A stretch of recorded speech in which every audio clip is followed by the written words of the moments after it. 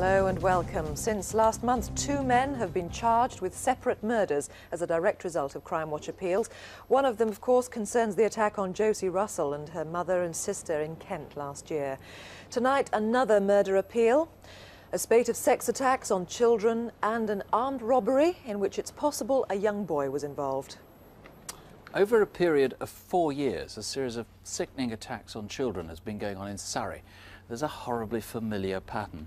Schoolboys are waylaid at or near Riddlesdown Common between Wallingham and Kenley. For some reason, there was a break in the attacks from autumn 1994, but they started again this summer. It's been a frustrating inquiry for detectives because there are so many clues and such good descriptions, but until tonight, the sex offenders not been traced.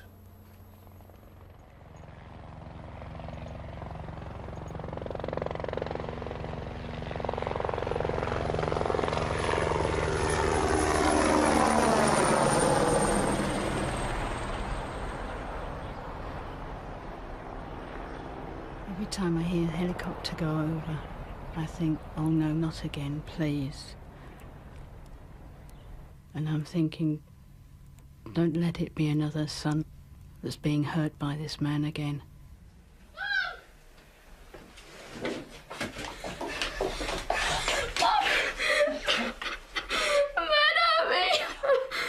My son explained what the man had tried to do. And it's like a mother's worst nightmare come true. I shiver to think what might have happened if the helicopter hadn't been there. It wasn't entirely coincidence the helicopter had been overhead. This was March 1994 and the third in a series of child molestations on Riddlesdown Common.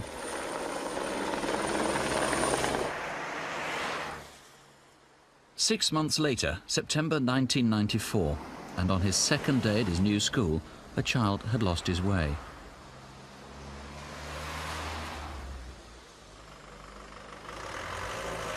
He asked a man in a black and white check shirt for directions and was led onto Riddlesdown Common.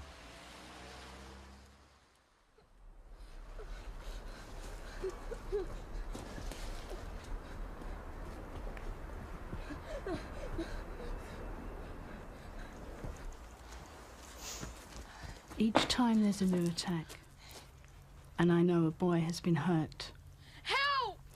I feel for that boy, but then I also, as a mother myself, feel for the mother and the families, because I know what they're going through. Then, after September 1994, the pattern of offences stopped. Search for a male concerned in a serious indecent assault. Apparent age 40 years, with greying hair. Patrols continued, but it was as though the offender had moved away. Then, this summer, Friday at the end of June.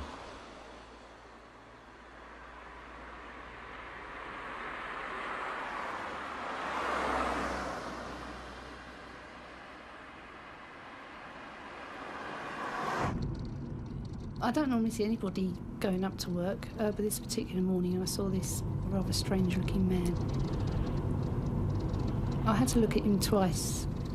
He had these short jogging bottoms on, which made me sort of feel that he was perhaps a bit peculiar or sort of something strange about him.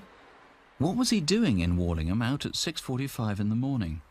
Was he waiting for kids to go to school? Oh, come on, we're going to be late. And where did he go on a drizzly day until lunchtime? He was seen by a teacher, again on Tithe Pitshaw Lane, at 12:30.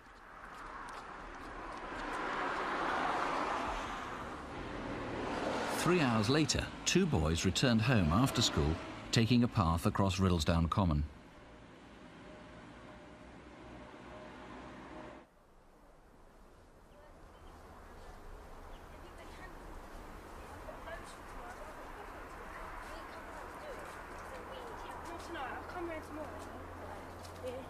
Where's the ball? Put it in my bag. Look at that man's jumping. Shut up, he'll hear us. Turn around. Please, sir, don't hurt us. Not if you do exactly what I say, I won't hurt you. Oh, please, no. Don't look at me. I interview lots of children, and I think that these two boys were remarkable. They were able to remember so much. They were very mature and very brave. Take your coats off, put them over your heads. Given the serious sexual assault that they had suffered. They were terrified. They didn't know what was going to happen to them. And this man, throughout the attack, was telling them that he was going to kill them. I think it was quite remarkable. They had the presence of mind to leave a carrier bag at the scene in order that they could tell the police exactly where this offence had happened. They remembered that he wore black high-tech training shoes with a gold high-tech sign on either the side or the front of the shoe. Also that he had grey jogging trousers with a Fruit of the Loom sign just below the pockets at the front of the trousers. They remembered that he wore a grey jumper that was very dirty and that had patches of paint on it. The paint was a reddy pink and also white blotches. You do what I say, you won't get hurt. Threats were mixed with reassurance. The man was about 40, short and fat, with a round face and double chin. He had a small mouth, dark stubble and yellow teeth. He was about 5'5" in height, with a beer belly. He had greying, scruffy hair with tufts on top, and had a musty smell about him. What time is it? It's 4:15. Right. You'll have to wait until 20 past. When the boys explained to me that when the attack had finished, they remained with their coats over their heads, and they were told by this man that they weren't to move until they heard the signal from him. But the OK never came. And both boys remained where they were and didn't want to move for fear that this man would kill them. Shall we go now? No, he hasn't okay yet.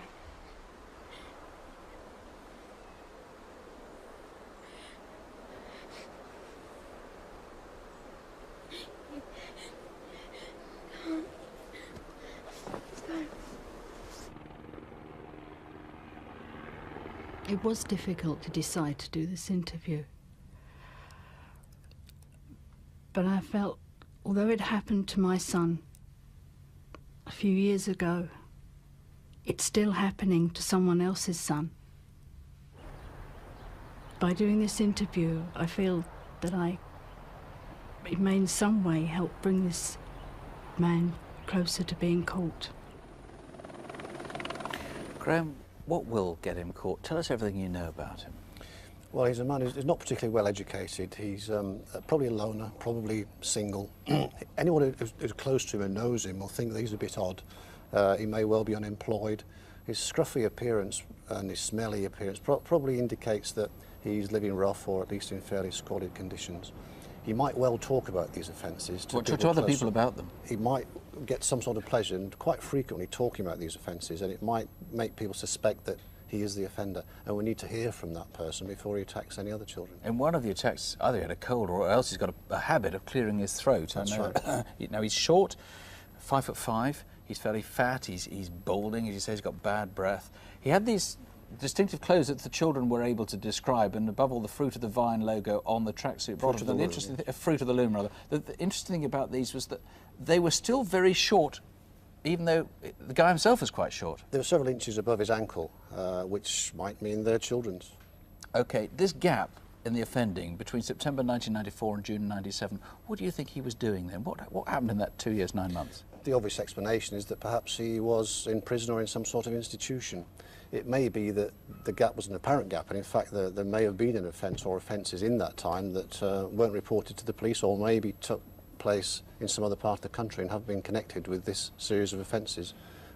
We would want to speak to anyone who suspects that they know of an offence that might have been committed by this man, especially if it hasn't been reported to the police yet. OK. If he was in an institution, of course, certainly by June he was able to be out at 6:45 in the morning, That's right. So wherever he was living then at that stage. If there's any way that you can help, please do call us straight away. It's easy to eliminate someone if it's not the right person. There's a substantial reward as well. Here's the free call number, 0500 600 600.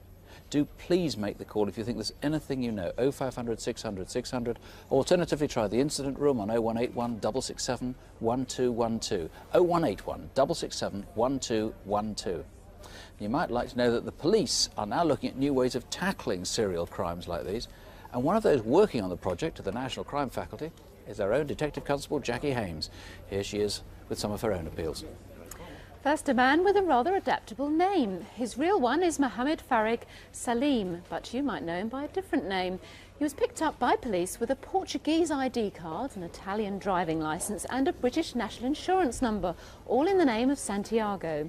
He's been charged with attempted deception in connection with fraud involving credit cards. He failed to appear in court, so if you know where he is, please call us 0500 600 600 or call the incident room in St Albans on 01727 796 003. That's St Albans 796 003. Now to this man. He's entering a bank in the West End of London and he's got credit cards and a chequebook that have just been stolen from a customer in a nearby wine bar. He's tubby with a ruddy complexion, mid-40s with receding hair. An hour later and here he is at a jeweller's in Kensington. He's buying a lady's Cartier watch. Maybe he later gave it to you or tried to sell it to you. If you know who he is, do call us straight away, 0500 600 600 or West End Central Police Station on 0171 321 8878. That's 0171 321 8878. Now a tragic case and a tragic victim. Julie Smith lived in Hull on Humberside. She'd endured disastrous relationships and her children were no longer living with her. For all that, though, she had a tough personality and strong family support. But someone must have had a powerful grudge against her. 10 weeks ago, at the end of August, that spite got out of hand. We'll also have the latest round of our daily word search competition. So why not stay with Julie was 33 and was living alone after her second marriage broke up acrimoniously. Such was the turmoil that she'd now been separated from all 5 of her children for almost a year. She missed them terribly. Coming up in the next 2.5 hours, we have a touch of the old and a touch of the new as we talk antiques and documentaries. Why not stay with us here on BBC Radio Homicide for the next 2.5 hours on 95.9 FM. She did love her children very much. They came first. I used to go to her house and she was playing with them football in the garden or hide and seek. She never held back. She always had to tell you what she thought of you, and there was a few arguments in her lifetime, but one thing about Julie, no matter who she upset or what she said, she always came round the next day and apologised. Julie had lived on Bransholme Estate for nearly 15 years, and as well as her mother, had other relatives nearby. She often made a half-mile walk to see one of her sisters.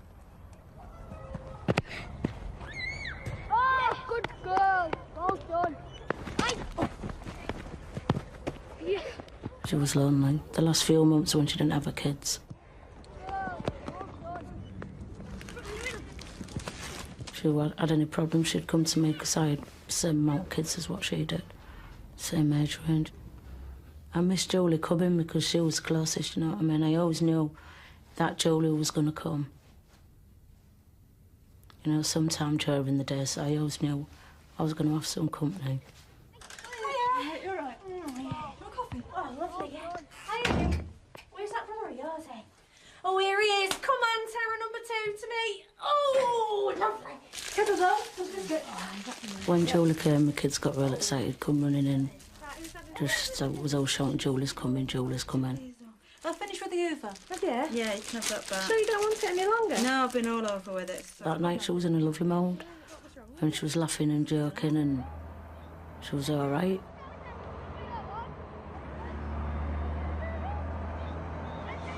And said she was going home to get a bath and go to bed. And I'd see her in the morning to take her over, because she wanted me to take her over early in the morning. I'm decorating me on a bit longer. Yeah. When? I'll see you. Ta-ra. I'll see you then. You right? And then it was the last us over. Can't believe it's happened. I still believe she's going to come back. I'm just going to walk in.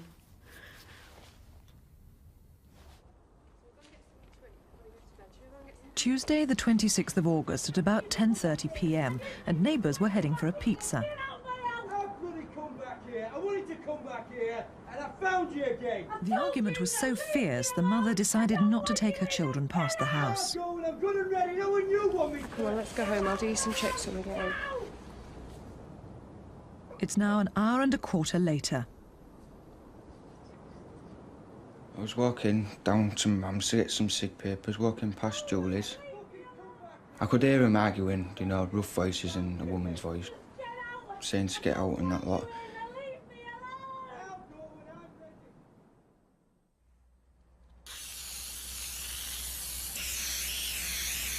Sometime that night, someone sprayed graffiti on Julie's window with carpet adhesive. Who was it, and why?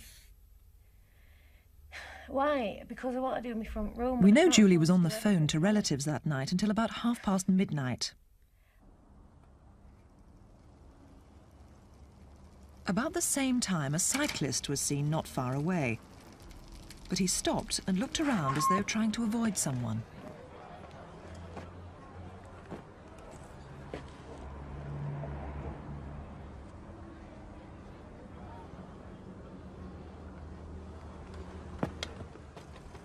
Then he cycled back in the direction of Julie's house.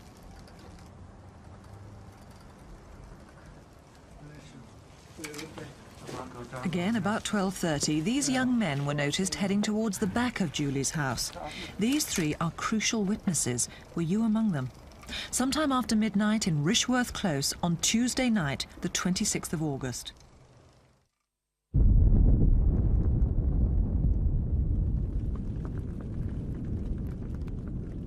At 1 o'clock, neighbours were alerted by screams.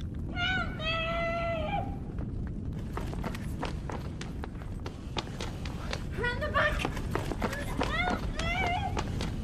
What are we going to do? Hey, what's going on? The house is on fire. Right, I'll come down. Just wanted to help her.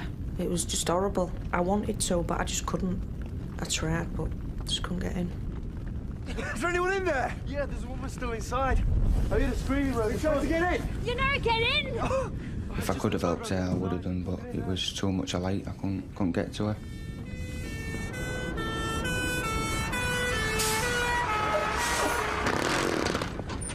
Get the ambo!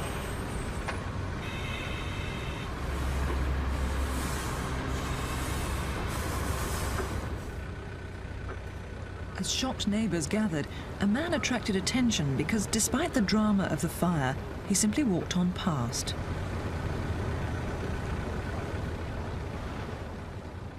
He was late 20s, early 30s, short to medium height, with a blue and white rugby shirt.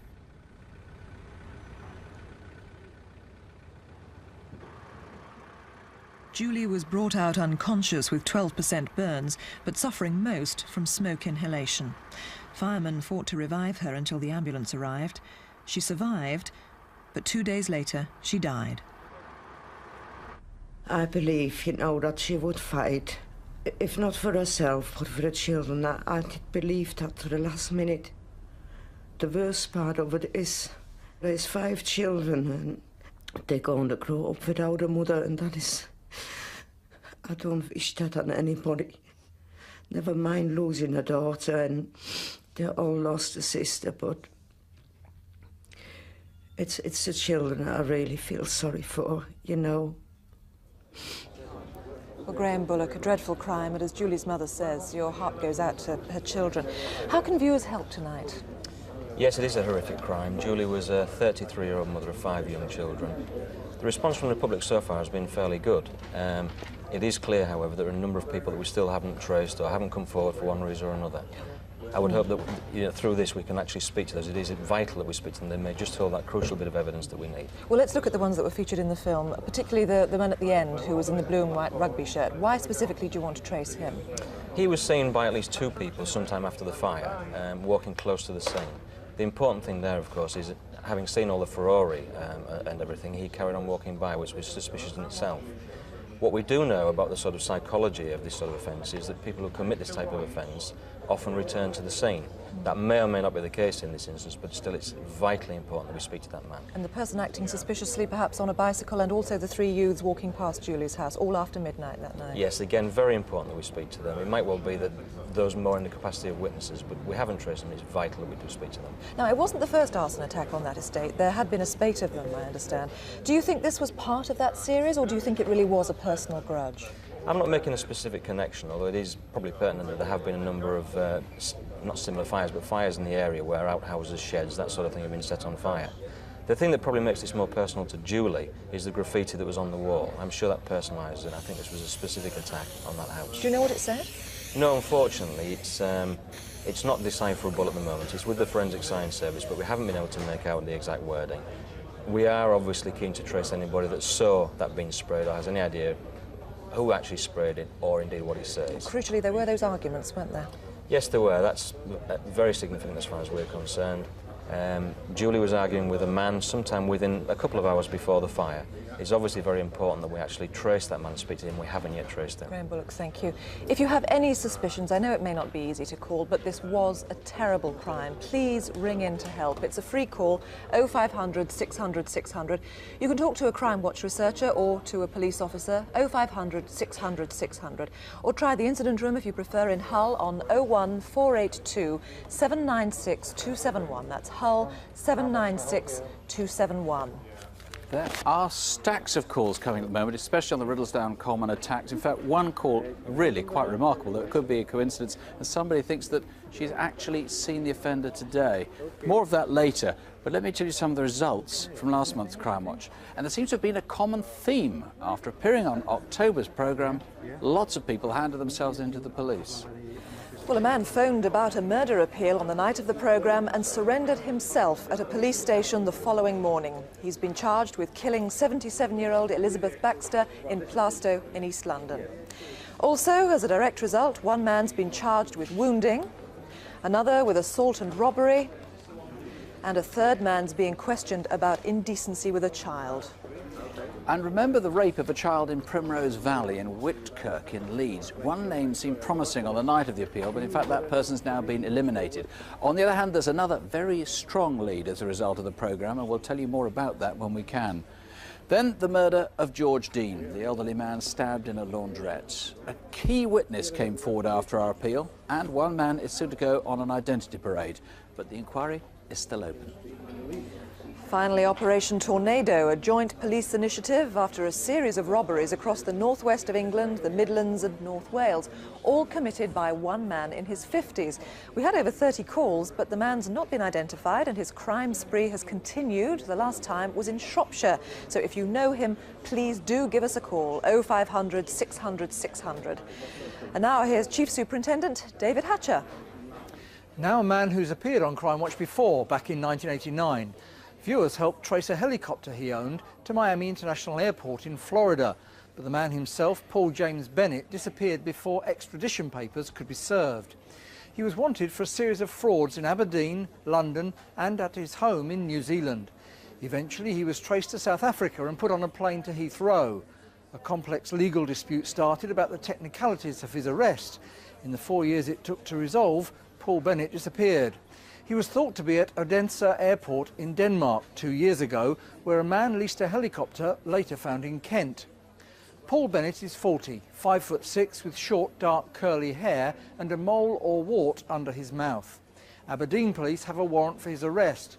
He uses lots of different names, including Paul Gardner. He tells people he deals in expensive cars. He runs several helicopter companies and that his family were killed in a car crash. If you've seen him, 0500 600 600, that's here to the studio, or call Grampian Police on 01224 649 977. That's Aberdeen 649 977. Now a new twist to the inquiry into widespread sex abuse at children's homes. The worst excesses are said to have taken place in the 1970s and early 80s, and we're anxious to trace one man who may be able to help. He was a house parent at the time and we need to talk to him. He's Patrick Duggan, and the only pictures we have of him are from when he was working at Wessington Court School, Hereford, 15 or 20 years ago. The school has since been closed and Mr. Duggan would now be in his 50s. This is an impression of how he might look now. Mr. Duggan, if you are watching, please call in tonight and help clear this investigation up. And if you've seen Patrick Duggan, or if you were at Wessington Court School and have anything to add, please call us now, 0500 600 600, and other detectives are standing by in Hereford. They're on 01432 276 422. That's Hereford, 276 422. Let me tell you a bit more about the calls we're getting on the Riddlesdown Common attacks. At a guess, and this is a guess because we just haven't been able to collate them so far, I reckon there have been 100 calls so far. Some very, very good responses indeed, a lot of names.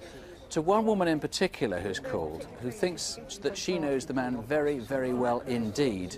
Remember, we can eliminate the man, if it's the wrong one, very quickly indeed.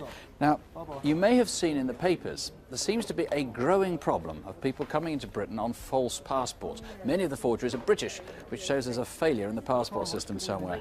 And here are some of the pictures which don't match names in which the documents were issued. This could be a chance to break one of the gangs who run the trade. Their method is pretty unscrupulous. They pirate the identities of dead children. But their weakness is, of course, if you're dealing in false travel documents, you've still got to have a photo of the passport holder. And if you recognise any of these faces, please call us right away. Please look carefully. Please think these 5 people either live in Britain or visit Britain frequently. It's a free call number, 0500 600 600, or you can call the incident room 01703 454 711. Southampton 454 711. Once or twice before, we've appealed about dreadful cases in which a young woman was abducted, bundled into a car and raped. Well, now it's happened again. 4 months ago, on a bright summer's day at 4 o'clock in the afternoon, an 18-year-old Asian student was walking along Praed Street near Paddington Station in London. 2 men seemed to be following her, and when she turned into a side street, they grabbed her at knife point and blindfolded her. Now, that was in St Michael's Street. This is what they looked like, both in their late 30s. The one with the dreadlocks and a nose ring held her, and the other one went off to get a car. This second man is small and bald with a goatee beard. At this point, the victim heard an elderly woman ask what was going on, and the knifeman said it was a surprise birthday present, and that's why she was blindfolded. Well, we need to find that woman. Was it you, or do you know someone who said that she'd witnessed such a thing? The victim was then bundled into a small 4-door car with torn seats and leather or plastic trim.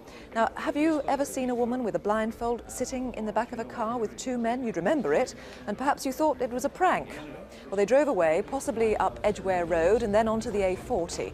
It was Wednesday, July the 2nd. It was a hot day, and drivers with windows down might have noticed loud rap music coming from the car. The men were drinking cans of beer. After about an hour, the car stopped and the woman heard a conversation with what seemed to be the owner of a house or a flat. The 2 men were asking for a room for the night. Was it you they were asking? The victim was held for a total of 19 hours before being abandoned in a small cul-de-sac called High Street in Wembley at 11 o'clock the following morning. Well, DCI Andrew Silly is hunting the kidnappers. It's a horrific ordeal, thankfully, a very rare one. How is she coping with this? Yes, that's right. It was a terrifying experience for the lady concerned, and one about which we'll never be able to express the full extent of the horror that she had to live through. But slowly, and with the help of her family, she's trying to rebuild her life. Now, you're looking for specific witnesses, not least that elderly lady we were talking about just now. That's correct. If that lady's listening, she could have vital information about the car that was used in the offence, or if you're a friend of that lady who had the story relayed to you, then you also might be able to help us significantly. The lady who asked what was going on went away thinking that the man who was holding the girl was a good chap, a good lad, because of surprising her with a new birthday present. What more do you know about these men? Well, the larger of the 2 black men at the time of the offence was wearing a red polo-type T-shirt with smart blue baggy jeans. The one with petite build and the bald head was wearing a black and white striped, vertical striped Reebok top and tatty blue jeans which were torn at the legs and perhaps importantly had paint splashes over them. He may have been a builder or a decorator. If you work with someone with that description, please let us know. As you said, we don't quite know the route that was taken. It may have been along the A40, but it was a hot summer's day. You may remember slowing down and being alongside a car like this. Now, you don't know the destination either, but what do you know about the accommodation they went into? We know that when they arrived at the house in question, they went to an upstairs room. It was a small room with a small window in it. Some of the walls were painted green from ceiling to floor. The other walls had white wallpaper with vertical gold stripes on. The room had a red carpet. Okay, thank you very much. What I would say is that it must be any woman's worst nightmare, an ordeal such as that. It's got to be the worst nightmare for any parent with a daughter, any brother with a sister. The man who answered the doorbell and let them into the room knows that these people entered that house. And what I would say is to him, think about what happened and let us know. Do you think those men may have been there before? Well, it's possible. As a result of the conversation they had, they may well have been there before. And what I would say is that if people out there recognise the descriptions of these individuals and have heard them talking at a party or at a pub out of a misplaced sense of bravado about an incident such as this, think about the horrific nature of this ordeal. Put yourself into the shoes of the victim or the family and let us know who these people are. Now, there is forensic evidence here, so suspects can be eliminated. If you can help in any way, please call us now on 0500 600 600 or phone the incident room on 0171 321 9600. That's 0171 321 9600. And now back to David Hatcher again. 6 weeks ago at Euston in London, someone got on a Manchester train and before it left the station took a passenger's wallet from his jacket. A few minutes later, this man appeared at a nearby bank and tried to cash one of the cheques and get money on the credit card. Next day, the same man was in Birmingham. This time, he tried to make a huge withdrawal, but he was rumbled. Even so, he got away. And 2 days later, here he is in Bristol. Another try-on, and this time he managed a modest cash withdrawal. Then Bournemouth 2 weeks later, and then again in London. Who is this man? He's 5'11", but slightly built. Late 30s or early 40s, sometimes with a moustache, but sometimes not. 0500 600 600 or British Transport Police on 0171 957 1123. That's 0171 957 1123. Now, another case in which a handbag theft or loss of a wallet has led to a trail of crime across the country. This man walked into a computer store in Leeds with a card that had been stolen from an office in Camillon near Falkirk.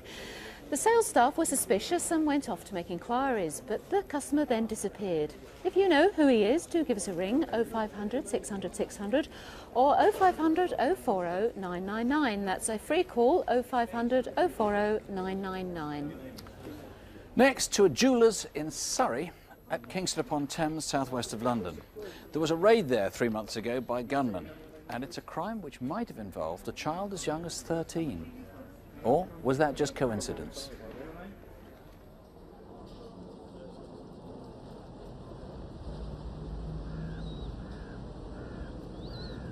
Thursday, August the 7th, in Thames Street.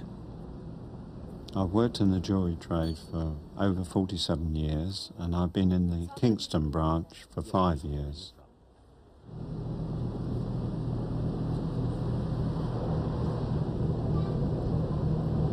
It's got the gold Rolexes there on the tray.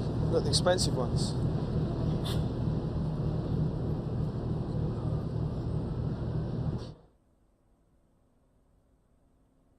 Oh, hello. I just thought I'd better tell you there's some young boys outside looking at your Rolex watches, and they're saying you've got the expensive ones on the tray.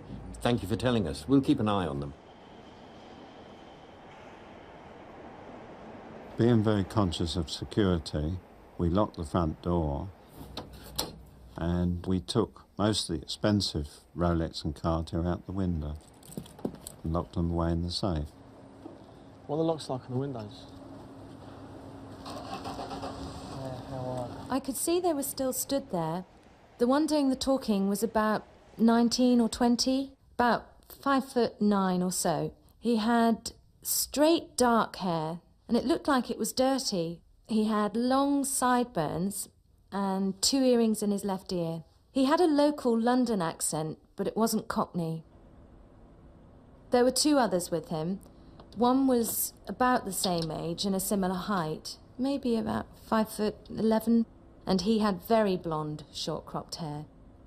The young boy looked about 13. He was quite small and slim. The next time I looked out, one of them came back and he was drinking out of a can. Then they just disappeared. Hello, can I help you? Over the next couple of hours, the shop was very busy, and it seemed all right to unlock the door. My daughter, who lives in Canada, was over on holiday, and we went into the jeweller's shop to buy her a necklace, which was to be a keepsake from her father. Yeah, can we take that one?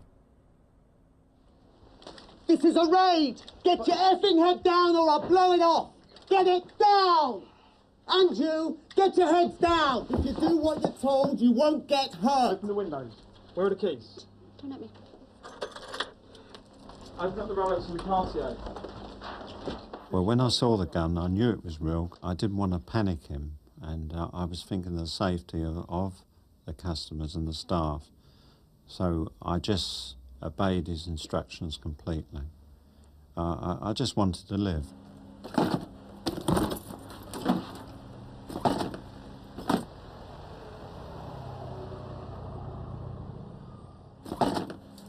Stay down there.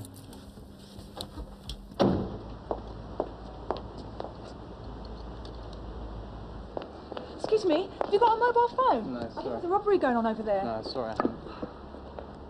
Okay, that's enough. Let's go. If anyone looks up, we'll shoot you through the window. You got a mobile? I think there's a robbery going on over No, there. I haven't got one. We surprised me on how relaxed they looked. They just walked towards the River Thames, very casually, and seemed very pleased with themselves. Are you all right? Are you all right? You can get up now. Have they gone? Yes, they've gone. Are they on their way?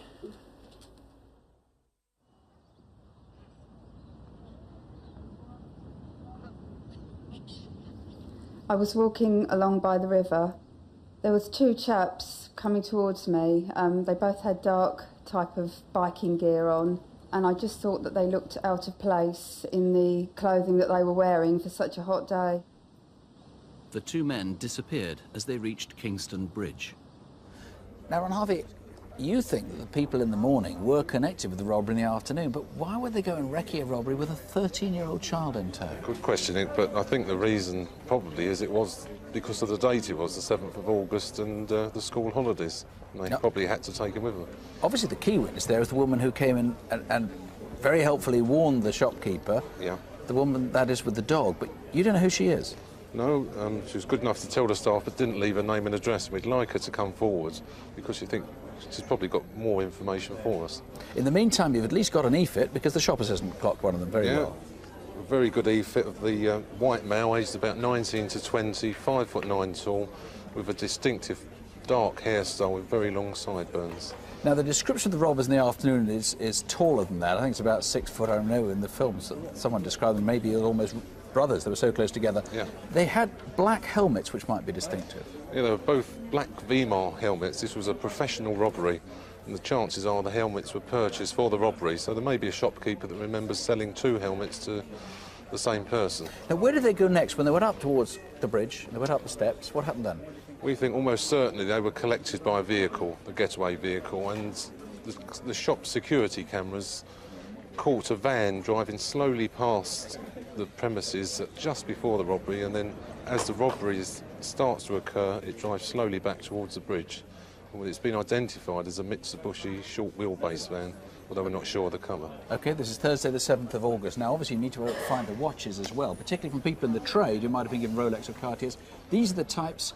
Tell us about them. Yeah, Let's start with the Rolex. Yeah, none of them have come to light yet. There's 38 of them altogether. The front 4 are Rolex Oysters. The first one's a lady date just. The second one's a gents Rolex Oyster date. The third one's a silver-coloured gents perpetual date just, and the last one is a ladies date just. And the Cartier ones? The Cartiers, the first one here is a gold Pantier ladies. The middle one is a black Cartier tank. And the last one's a gent silver-coloured Santos wristwatch. Now, I don't expect you got the serial numbers down, but they're all on CFAX on page 598. Page 598 of CFAX. So particularly if you're on the in the trade or bought one of these, Look it up now. 598 of CFAX. Big reward, at least £10,000, I think. So if you can help at all, 0500 600 600, or the Flying Squad on 0181 247 7931. That's 0181 247 7931. 4 months ago, outside a pub at Middlesbrough in Cleveland, there was an argument among friends which developed into an ugly fight. One of the men was struck in the face with a glass. Fortunately, the injuries weren't serious, so the man stayed drinking. An hour later, a blue BMW cruised slowly past the pub. 7 shots were fired, 5 striking the earlier victim and 1 hitting a passerby. Both men survived and have recovered, but who were the gunmen? Detectives want to speak to 2 brothers, Jonathan and Jason Crossling, both from Middlesbrough. They may have been abroad for a while over the summer, but if you've seen them, please give us a call. 0500 600 600 here to the studio, or 01642 303 133 to the incident room. That's 01642 303 133. Well, the most overwhelming response so far this evening has been to those child sex attacks on Riddlesdown Common in Surrey. 200 calls so far, 19 names have been suggested, and a number of calls as well on the Julie Smith murder. Now, although older people worry about the crime the most, the British Crime Survey shows that young males are by far the most common targets of theft and violence. And here's a case in point. 6 weeks ago, 2 men walked into Crystal Palace Station in South London. They've just bought some chips. They confront a young traveller waiting on the platform. They threaten to kill him, steal his money, take his Walkman and march him out of the station to a building society where they force him to withdraw £150 in cash. But now their victim seizes his chance and refuses to hand over the money. The man runs off with his accomplice, who's been standing guard outside. This is a serious offence: threats, robbery and abduction. They must be caught before they do it again. Who are they? 0500 600 600 or British Transport Police on 0171 957 1123. That's 0171 957 1123. And that's all for this month. Our lines are open until midnight. You'll see other numbers in a moment. They're also listed on CFAX on that page 598. Or you can email us, Crimewatch UK, that's cwuk@bbc.co.uk. And if you've any information on a crime we haven't covered, we'll try Crime Stoppers, 0800 555 111. We'll be back with an update at 11:50 tonight. If you can't stay up to then, we'll be back next month, Tuesday, December the 16th. But before that, in 3 weeks' time from tonight, there's a one-off special called Crimewatch Still Unsolved. If you've ever wondered what happened to cases where we haven't reported an arrest, well, we're going back to investigations that have never closed.